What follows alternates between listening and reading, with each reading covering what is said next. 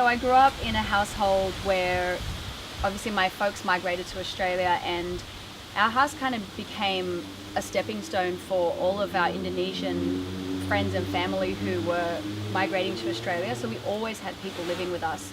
Hi, I'm Alphamama, and I will be performing at Come Together. A cautious warning, my love.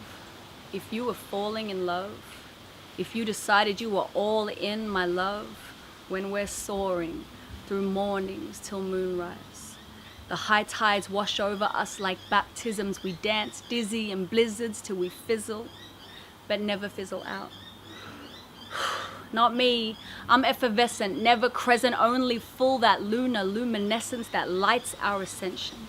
The standard, I guess, unless I might leave you bare-chested, stranded with yourself, standing by the ocean, watching me be torn apart by life, so that you can be ravaged too. I'm savage, it's true, once damaged and blue, just like the sea, polluted by men, like mysteries occluded the scent of burning flesh and feminine energy. I'm spent, but I'll be the sacrifice, I'll be the practice wife, I'll be the cactus dice you gamble with, learning how to play your life. 'Cause I'm here, and I always will be. I'm here, and I always will be. I'm here, and I always will be. I'm here.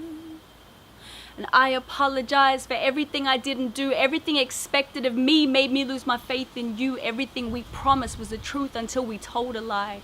Maybe I deserve the things you did to make me want to die. And if you look now, do you see the goddess in me? Did you want to find compassion, but instead you saw Kali? The flash in my eyes like lightning will blind you, but at least it's honest. Let's demolish this paradigm. When the night is upon us, are we brave enough to say sorry and tear down the walls for once, to go and rewrite the story? For once. Let me show you how it's done for once. 'Cause I'm here, and I always will be. I'm here, and I always will be. I'm here, and I always will be. I'm here. And when it's over, my love, you won't know yourself from the storm that broke you open in love, so open. There is no more containing it. There is no more explaining it. There just is, and there always will be. Tell us a little bit about your cultural heritage and your experience growing up. So my dad is Indonesian.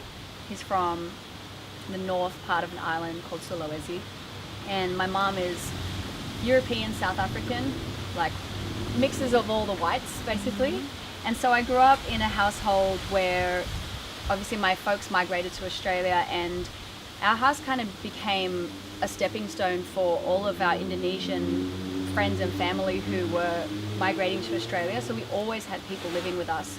And then when I was about 8, my dad decided that he had a calling to become a preacher, and he started this Indonesian church. So it was a really strange kind of mix of two worlds. My mum wasn't very connected to her South African family, so it was very Indonesian growing up, and I just felt like it was kind of like two lives almost, like my Australian life and then my at-home Indonesian life.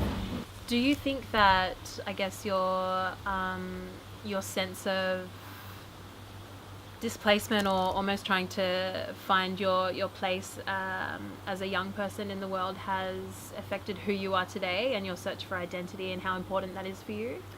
1,000,000%, yeah.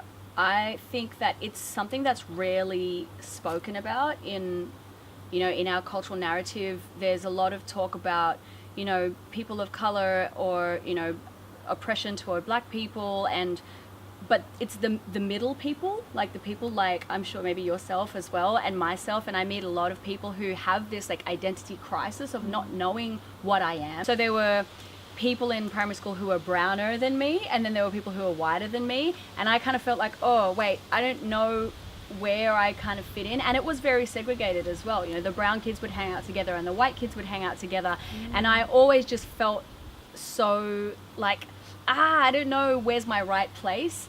And it's nothing that anyone really ever tells you, but you feel it in the energy that's there and the dynamics, and you can just sense that.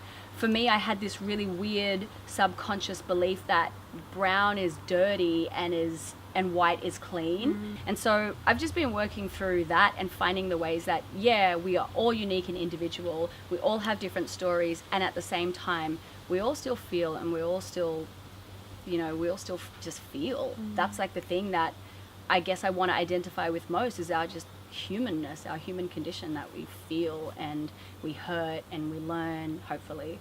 And that's the thing that I want to identify with more than my otherness. Yeah.